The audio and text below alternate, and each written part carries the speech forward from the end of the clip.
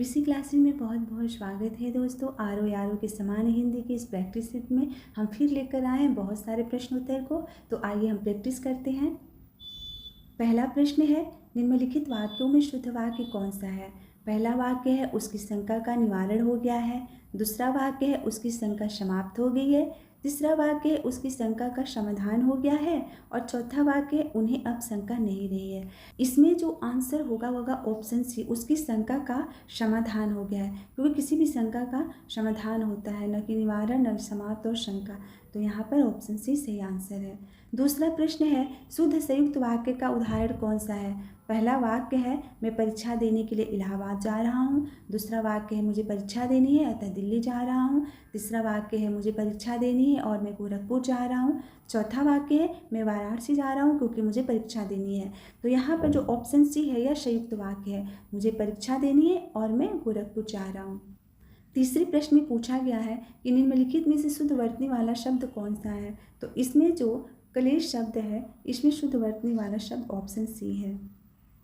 अगला प्रश्न है, निम्नलिखित में से शुद्ध वर्तनी वाला शब्द कौन सा है।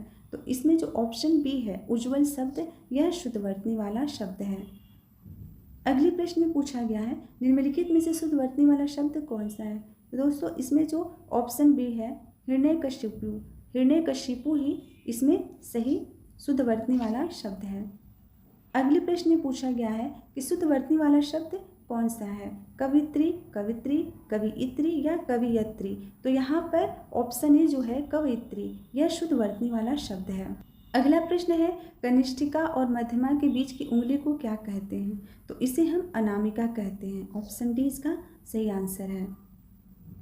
अगले प्रश्न में पूछा है, जिसके पेट में माँ ने रस्सी बांध दी हो उसे हम क्या कहते हैं। तो उसे हम कहते हैं दामोदर। ऑप्शन डी इसका सही आंसर है। अगला प्रश्न है, पीछे पीछे चलने वाला वाक्यांश के लिए एक शब्द क्या होगा, अनुचर, अनुगामी, अनुवर्ती या अनुगमनीय। तो इसका हो जाएगा अनुगामी। अगला प्रश्न है, जिसकी कोई कीमत ना हो सके, वाक्यांश के लिए एक शब्द क्या होगा। तो इसके लिए एक शब्द होगा अमूल्य। अगले प्रश्न में पूछा है, थोड़ा नपा तुला भोजन करने वाला वाक्यांश के लिए उपयुक्त शब्द क्या होगा। तो इसके लिए उपयुक्त शब्द है मिताहारी। अगले प्रश्न में पूछा गया है दोस्तों, गुरु के समीप रहकर अध्ययन करने वाला के लिए एक शब्द क्या होगा। तो इसके लिए एक शब्द होगा अंतेवासी। अगला प्रश्न है, जो अपने पद से हटाया गया हो उसके लिए एक उपयुक्त शब्द क्या होगा। तो उसके लिए एक उपयुक्त शब्द होगा पदच्युत। ऑप्शन डी इसका सही आंसर है। अगला प्रश्न पूछा है, जिसे किसी वस्तु की स्पृहा न हो उसके लिए उपयुक्त शब्द क्या होगा। तो इसके लिए एक शब्द जो उपयुक्त शब्द होगा वह होगा निष्पृह। ऑप्शन बी जो है इसका सही आंसर है। अगले प्रश्न में पूछा है, जिसकी पूर्व से कोई आशा न हो उस वाक्यांश के लिए उपयुक्त शब्द क्या होगा। तो उसके लिए हो जाएगा अप्रत्याशित। ऑप्शन डी इसका सही आंसर है। अगले प्रश्न में पूछा है, मक्खी शब्द का तत्सम रूप क्या है। तो मक्खी तत्सम रूप हो जाएगा मच्छिका। अगले प्रश्न में पूछा है, हल्दी शब्द का तत्सम रूप क्या होगा। तो हल्दी का तत्सम रूप हरिद्रा होगा। ऑप्शन सी इसका सही आंसर है।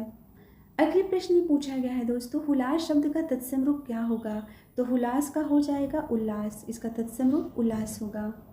अगला प्रश्न है, नारियल शब्द का तत्सम रूप क्या होगा। तो इसका हो जाएगा नारिकेल। जो ऑप्शन ए है इसका सही आंसर है। अगला प्रश्न है, निम्नलिखित में से कौन सा शब्द तद्भव नहीं है। तो इसमें जो शाय शब्द है यह तद्भव नहीं है।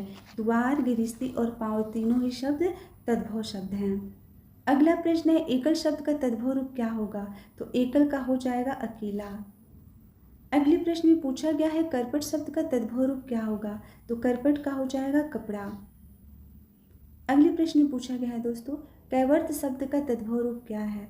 तो कैवर्त का हो जाएगा केवट। ऑप्शन बी इसका सही आंसर है।